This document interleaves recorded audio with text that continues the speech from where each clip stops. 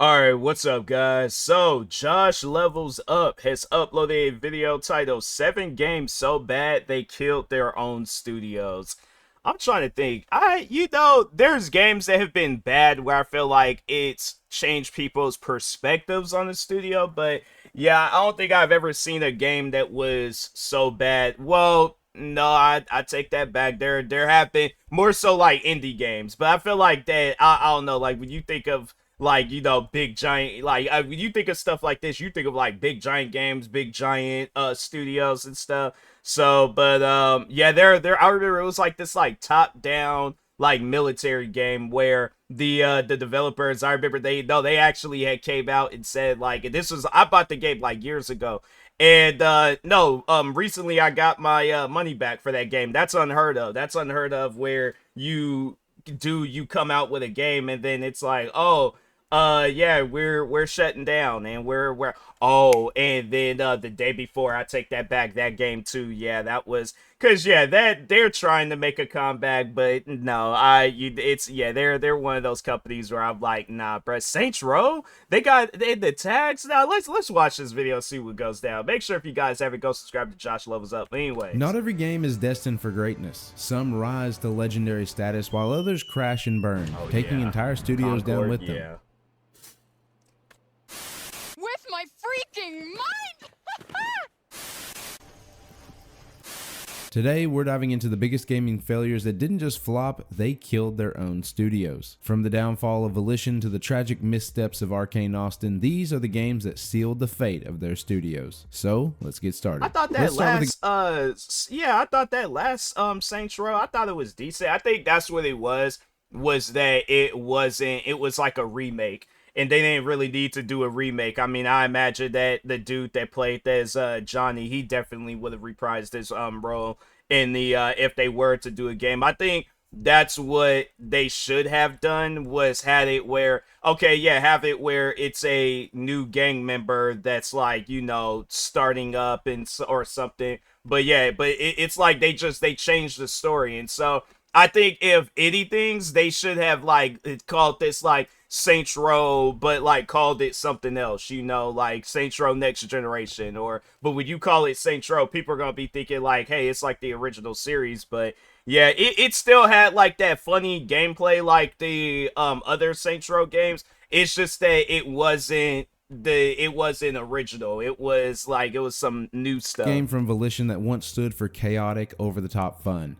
Saints Row. The origin of Saints Row can be traced back to a bold design exercise of Volition where staff were pitching ideas for new games. One of those concepts combined a first-person shooter with a gang simulator. A pitch featuring NWA's F the Police caught THQ's attention, leading to the game's development. Initially titled Bling Bling, the project did face some significant challenges. People were very nervous about what we were doing there. I think some of them were probably worried, someone's going to throw bricks through my window or something like that. It was an interesting struggle. There were people who were not happy with what we were making there. I mean, on the team, did not want to make that game, did not want to even be associated with that game. However, the game, renamed Saints Row, launched in 2006, delivering an open-world experience with innovative mechanics. It became a commercial success, paving the way for Saints Row 2, which cemented the franchise's iconic identity with its edgy humor. And 2 was probably, in my opinion, that was the best out of the whole series. If I had to say, it would be 2. I never did get a chance to play the first Saints Row. I just didn't like that the first one ain't had autosave. Like, if they do a remake of like the Saints Row, the 4 games, like the main 4 games, if they do like a remaster or something, please add autosave to the first one, because that's something where I'm like, man, there's games I played before Saints Row, the first one, where it had autosave. So sandbox gameplay. However, the 2002 reboot failed to capture the former magic of the series, plagued by technical issues, outdated mechanics, and uninspired writing, and honestly delivered an experience that felt nothing like the previous franchise. The reboot setting Santo Ileso felt lifeless compared to the earlier games, and while the developers tried to balance drama and comedy, the game's tone just ultimately didn't land. Saints Row's razor-sharp humor and crazy design choices were diluted, and the attempt to sanitize the game for a broader audience really just alienated the core fans who came to expect the chaos and edginess of those earlier titles. Bugs and performance problems plagued Saints Row's launch, with some describing the experience as barely playable. Dang. I didn't really have no, at least none that I remember. Beyond these issues, the gameplay mechanics were just outdated and clunky. Though the game performed adequately in terms of pre-order sales, the steep drop-off in the weeks following the release spelled a quick end to the beloved Saints Row franchise. The failure of the Saints Row reboot proved to be the final nail in the coffin for Volition. After years of declining success, the Embracer Group transferred the studio to Gearbox Entertainment. And I think that's what it is that, so I had to say that's probably what, they tried to make this into like a nerdy gang member game, and it's like, no, bro, what Saints Row, that's what they should have never did, was when they came out with 3, they should have made it into where it's like, oh, we're now like billionaires. Like, yeah, okay, my thing is this, have it where you're rich, but still have it where it's like, it's a realistic rich. Like, they had it where your character was like a billionaire or something like that, like doing bank heist missions and stuff, and it's like, nah, it should have just stuck to being like just a gang game. But yeah, they turned it into something else, and then they had it where aliens was attacking in the 4th one, and I'm like, yeah, bro, it's one of those things. That's why I would have to say like 2 will probably be my favorite out of all of them, and then this one. I know people probably will have some criticizing words to say, but no, I mean, like, I played this one, I thought it was fun. Like, the first one, I ain't like the fact they have autosave. I imagine it's a good game. 3 and 4, I did beat 3. 3 was alright.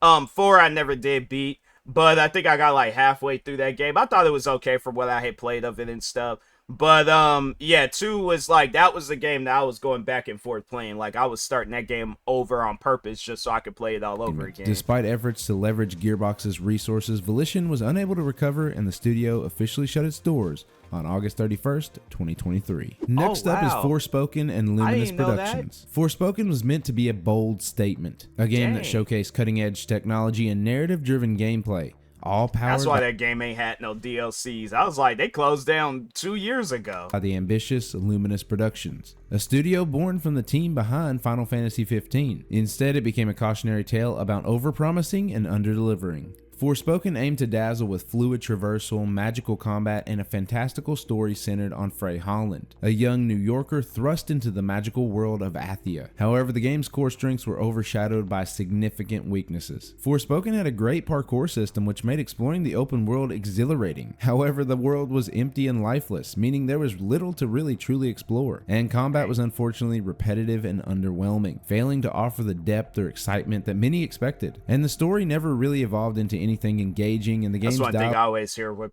people. Like, it is, you know, the thing is this, like, everybody's, I guess, feelings towards a game is you know, different.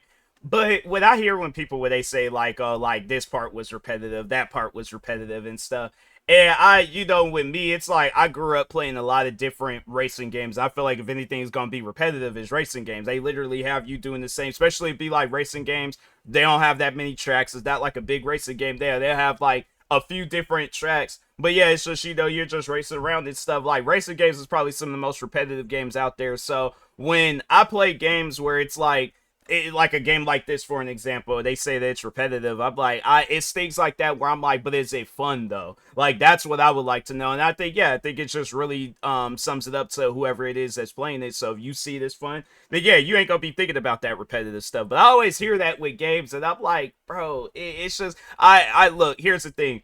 If there's literally nothing else to do, but they make it seem like there's a bunch of different things to do, and it's just like you're just doing, or it's like there are options, like other options in the game, but they just have you doing the same stuff over and over again. I like, yeah, I think that's what the developers need to come out with an update, and so like, hey, I'm trying to focus on other areas of the game. You need to like do a patch where this is fixed, and I'm not just doing the same thing over and over again. But it's like I'm being forced. But yeah, I mean, like, if that's the game, then it's like, bro, that's the game. That's like all that, I guess, like the developers knew how to develop. Dialogue was often criticized for being awkward and poorly written. I just moved shit with my mind. I just keep hearing I. I just moved shit with my freaking mind! The game showcased impressive lighting effects and large-scale environments, but these technical achievements couldn't mask the game's shortcomings. Even in its home market of Japan, sales were underwhelming. In less than a month after release, Square Enix's president described the game's reception as, quote,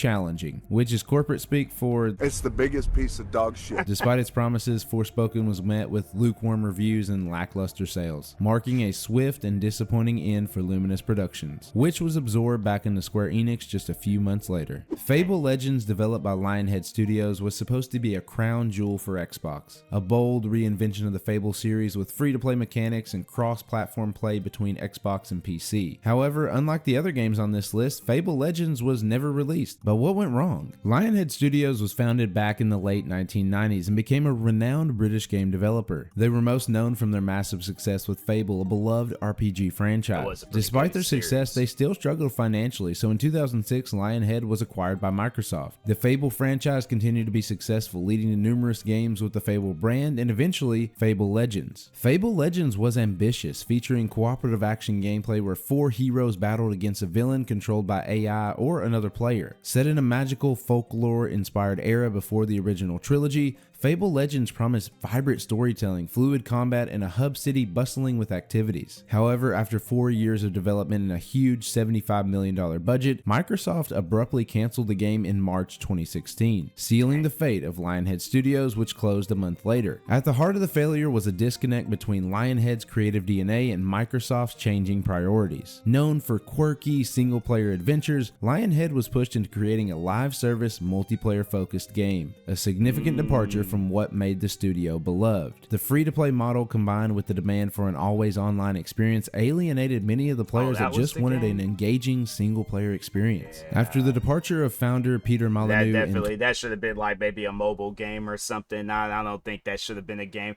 $75 million for that though? Yeah, I don't know. Like it's just some games where I'm like, yeah, bro, that could have been like $1 million, $2 million game for like iPhone or something. 2012, the studio lost its creative leader and resistance to Microsoft's corporate demands. Forced to pivot toward a games as a service, Lionhead abandoned earlier plans for a more traditional Fable 4. Developers struggled with the new direction, leading to missed milestones and a lack of cohesion. The cancellation of Fable Legends left many employees blindsided, with some holding on to hope that the game's assets might be repurposed for a proper Fable sequel. Unfortunately, that hope was dashed as Microsoft shut down the studio in 2016, marking the end of an era for British game development and leaving a massive question of what could have been. I am sick of live service games, destroying everything we love, studios we love, IPs we want done justice. This needs to stop. Arcane Austin had all the makings of a great studio. They had a talented team and a solid financial backing. That's a game where I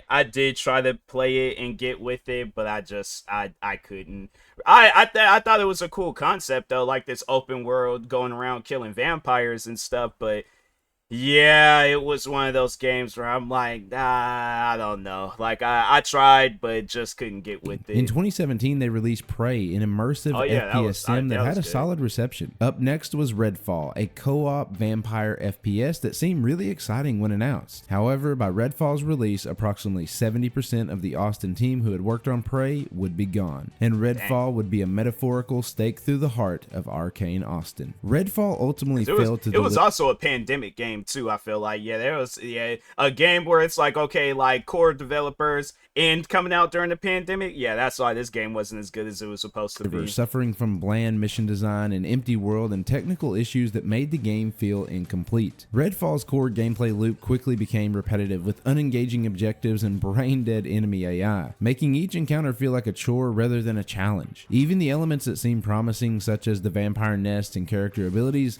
lacked depth and variety, and the story was largely forgettable, relying on static images rather than engaging cutscenes or interactive storytelling. At its worst, Redfall felt like a game that had been rushed out the door, devoid of the polish and creative spark that had once defined Arcane's best work. But it was the game's technical problems that cemented its reputation as a failure. From broken animations and persistent bugs to poor performance even on high-end hardware, Redfall launched in a state that made it nearly unplayable for most. Some enemies would come invincible, teammates would turn into floating weapons, and the final boss fight was so underwhelming that it basically summed up the game's creativity in a single fight. While Arcane Austin had originally planned to release additional content, those plans were scrapped when the game's disastrous reputation led Microsoft to shut down the studio. The cancellation of Redfall's DLC and the issuing of refunds underscored just how badly the game had failed both critically and commercially. If you're enjoying the video and want to see more content like this in the future, then consider subscribing to the channel. It'd be greatly appreciated. Now, let's get back into it. The story of Dead Rising 4 and the closure of Capcom Vancouver is one of ambition, reinvention, and ultimately a series that lost its identity. The Dead Rising series is a beloved action survival franchise known for its over-the-top zombie mayhem, creative weapon crafting, and sandbox-style gameplay. It debuted in 2006. I think that with Dead Rising, because it was like, yeah, the game, it didn't have the same hype as like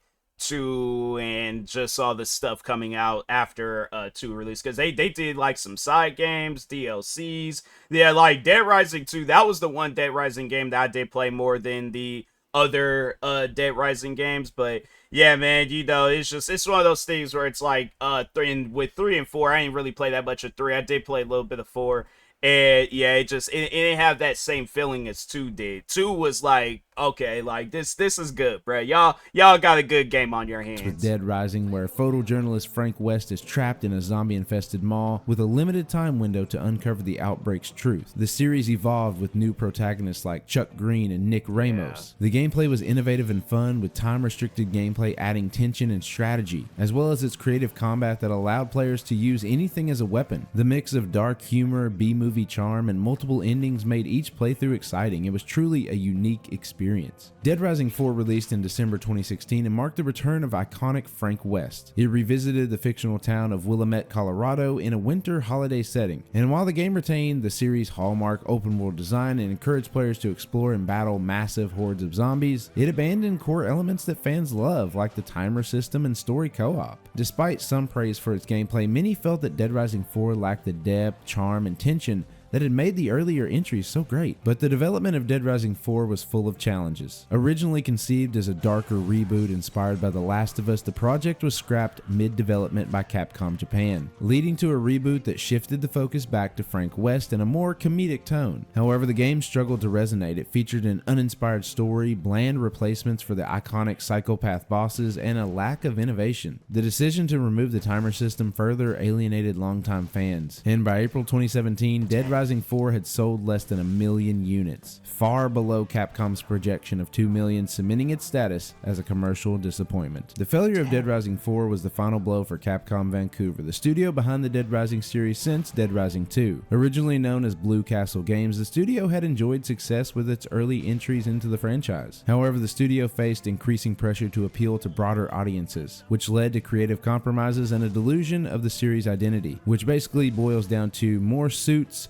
putting pressure on developers to make a more profitable game, but with less of the things that gamers and players actually love. In 2018, after laying off 30% of its staff and canceling the development of a planned Dead Rising 5, Capcom shuttered the studio entirely. The closure marked the end of Capcom's North American development ambitions, with ongoing projects moved back to Japan. The story of Haze and the downfall of free radical design is a tale of ambitious creativity colliding with commercial realities. Released in May 2008 as a PlayStation 3 exclusive, Haze was seen as the potential Halo killer, promising a gripping narrative and innovative gameplay. Set in a dystopian future dominated by the Mantel Corporation, the game explored themes of corporate control, addiction, and the horrors of war through the lens of its protagonist, Shane Carpenter. First as a Mantel soldier enhanced by the drug Nectar, and later as a rebel fighting against the very system they once served. The concept was really interesting in theory, but the execution fell disastrously short. Haze was plagued by a series of missteps. Initially planned as a multi-platform release, the game became a PlayStation 3 exclusive, a decision driven by Ubisoft that restricted the game's audience. Development delays only added to this pressure, while Free Radical's graphics engine showcased great Ubisoft, when it comes to them in their games, yeah,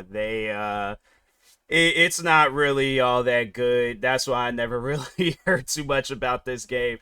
Because, yeah, it's like, you look at a lot of different Ubisoft be the main ones killing their games. Because it's like, their games will start off so good, then they want to, like, end it off on, like, it's like a fireworks show. And it has like this, like they have it where the grand finale is like at the beginning, and then they're just throwing like puppets at the end and stuff. And that's usually a lot of Ubisoft, like their later games. And it's like, it's just, yeah, just puppets. Like there's that one that don't really pop. You gotta pick it up. It's just, yeah, it's just they're trying, but it's like, fam, no, this ain't good, Technical bruh. features, it couldn't mask the game's flaws, which included weak gameplay mechanics, poor AI, and a lackluster 7-hour campaign. What was supposed to be a groundbreaking narrative with an anti-war message became a hollow experience riddled with bugs and uninspired design. Once praised for its potential, Haze was quickly labeled a disappointment, and by 2014 it had secured a place on lists of the most disappointing games of its generation. The failure of Haze had profound repercussions for Free Radical Design. Known for their critically acclaimed Time Splitters series, the studio had built a reputation for fast-paced gameplay and innovative multiplayer modes. However, the commercial and critical disaster of Haze, combined with the abrupt cancellation of Star Wars Battlefront 3, a nearly completed project, pushed the studio into financial turmoil. By December 2008, Free Radical declared bankruptcy, laying off the majority of its staff. Thankfully, however, there was a small glimmer of hope, with the studio's legacy being salvaged in part by Crytek,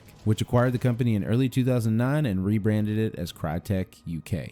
Finally, let's discuss Concord and Firewalk Studios. No, God, please, no, no! Concord was meant to be Firewalk Studios' ambitious entry into the competitive hero shooter genre, but it ultimately became one of the biggest failures in gaming history. Despite an 8-year development cycle and a reported budget of hundreds of millions of dollars, the game failed to stand out in a crowded market dominated by free-to-play giants like Overwatch and Valorant. Its uninspired character roster, sluggish movements, Yeah, it was, and that's the thing. Developers got to stop doing that. You got to stop coming out with games that already exist like that. No, it's like, oh, if we change the name, like nobody's not gonna know this. No, yeah, when a person pays money for a game that they easily could just play for free, you guys sit down and think about that. Like, would you pay money for a video game? Yeah, let's say your best friend's coming out with a video game. It's an exact replica of like Forza Horizon or something, but it has less content. Would you rather go play Forza Horizon Day yeah, let's say it's on the Xbox Game Pass, you go, well, yeah, it is on the Xbox, but like you have Xbox Game Pass, would you rather just go and just play Forza Horizon 5 or whichever, or would you go out and buy your best friend's game? And I get it, it's your best friend, you want to support them, but you also have to be realistic. It's like, ain't nobody gonna pay for a game where it comes with less, but you're charging more. Like, that's why, yeah, Concord, that's one. Only thing Concord related I'm going to be buying from this point on is Concord 11s. Other than that, game come out called Concord, nah, I'm good. speed and lackluster. I did play this game, and I wasn't a fan, and I was like, okay, I could just very well just go play other games for free. So left many people just unimpressed. It received mixed or average reviews, with many pointing out that it felt outdated upon its release. The game's $40 price tag worked against it as well, as many people didn't want to pay for a game that was already worse than free-to-play games that existed out there already. With abysmally low player numbers, never exceeding 700 concurrent users on Steam, wow. Concord's launch was an absolute disaster. The game's commercial failure was swift and severe, leading Sony to take drastic action. Just 2 weeks after launch, Concord was shut down, with all copies refunded and its servers taken offline. Analysts pointed to Firewalk Studios' internal issues, including a culture of, quote, toxic positivity that ignored critical feedback as a major factor in the game's My question is like, for those that bought this game digitally on PlayStation, it's like, were you able to get your money back? Because that would be really messed up, because there is one game that I have, I think it's like called like Lawbreakers or something like that, and yeah, it was kind of like one of those games where it was supposed to be like I think, was it like a Overwatch? Like, it was kind of like I think it was supposed to be like an Overwatch killer, but yeah, I remember I played that game one day. There was literally nobody playing it. That game is shut down, all that stuff. That's probably another game that could be on this list, but yeah, it's one of those things where it's like, I guess like to somebody, because I bought this game on Steam, so I was like, okay, if because I already knew about PlayStation and their weird refund policy thing, they need to change it, because I'm like, you guys know that there are games that come out and it's not good, so it's like, how are they asking Sony, it's like, how'd you guys feel? You pay money for a game and that game ain't good, you can't get your money back. It's like, come on, bro. Reports also suggested that Sony had initially envisioned Concord as a massive franchise, comparable to Star Wars, which only made its failure more embarrassing. Concord's failure led directly to the downfall how of is that when they Firewalk only had one Studios, mode? which was shut down by Sony in October 2024. The studio, which had been founded in 2018 and acquired by Sony just a year before Concord's launch, never had the chance to develop a second project. This closure once again highlights the increasing volatility of the live service market, where no matter how much time and money you pump into something, if it isn't good, no one's gonna play it. And there you have it, 7 games that killed their studios. If you enjoyed this video, then I think you also like the one on your screen where I discussed 10 open world games that were huge disappointments. Be sure to subscribe for more gaming content. Thanks for watching, and I will see you in the next one. Yeah, I don't know how you gonna try to compare a game to Star Wars, and it's like, fam, the thing is with Star Wars is that they've came out with numerous video games from the Battlefront series, the Force Unleashed series. Then it was like Squadrons, which was like that, like you're flying spaceships around and stuff. There's multiple things you could do in the Star Wars games. There is one thing that you can only do in Concord.